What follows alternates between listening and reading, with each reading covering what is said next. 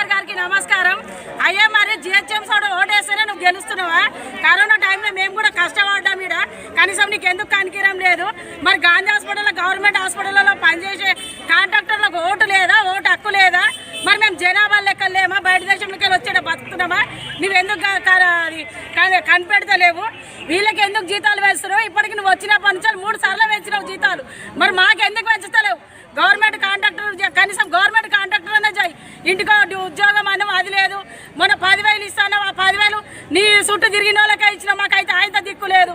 మరి ఇదేనా పని? మరి మేము కూడా ఓటు వేయలేదా? నీకు ఓటు హక్కు లేదా? మాకు కూడా ఓటు హక్కు ఉంది కదా. నువ్వు వాళ్ళకే పెంచుతున్నావు. వాళ్ళేనా నీకు ముఖ్య అతిథులు? మరి మేము కాదా?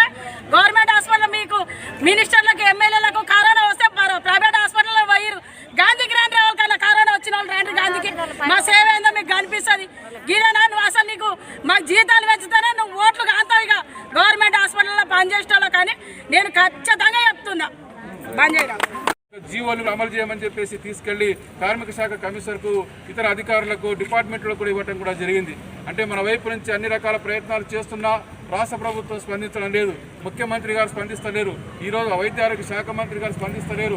ఈ కరోనా కాలంలో కోవిడ్ కాలంలో ఈరోజు మీరు ప్రాణాలు తెగించి ఎదుర్కొంటున్నటువంటి మెడికల్ డిపార్ట్మెంట్ వాళ్ళకు కనీసం క్వారంటైన్ లీవ్లు రద్దు చేసి పడేశారు. ఈరోజు అలాగే ఇన్సెంటివ్లు కూడా ఇవ్వని పరిస్థితి మనం చూస్తూ ఉన్నాం. జీతాలు కూడా సకాలంలో ఇవ్వని పరిస్థితి మనం చూస్తున్నాం. ఇంతకైనా దారుణమైనటువంటి పరిస్థితి ఇంకెక్కడ మనం చూడం.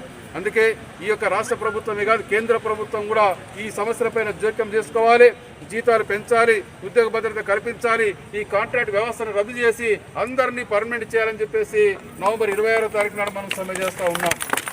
ఈ సమ్మెను జయప్రదం చేయడంలో భాగంగా మీకు అందరికీ తెలుసు, ఇప్పుడు లేబర్ డిపార్ట్మెంట్ ఇస్తున్నటువంటి చట్టాలన్నిటిని కూడా కేంద్ర ప్రభుత్వం రద్దు చేసింది. హాయ్ ఫ్రెండ్స్, మా టుడే టుమారో యూట్యూబ్ ఛానల్ చూస్తున్నందుకు చాలా థ్యాంక్స్. మరిన్ని లేటెస్ట్ వీడియోస్ కోసం వెంటనే సబ్స్క్రైబ్ చేయండి. అలాగే ఈ బెల్ ని కూడా రింగ్ చేసేయండి. మా నోటిఫికేషన్స్ అన్ని మీ మొబైల్లో వస్తాయి. అలాగే మా వీడియోస్ మీకు నచ్చితే లైక్ చేయండి, షేర్ చేయండి, నచ్చకపోతే కామెంట్ చేయండి.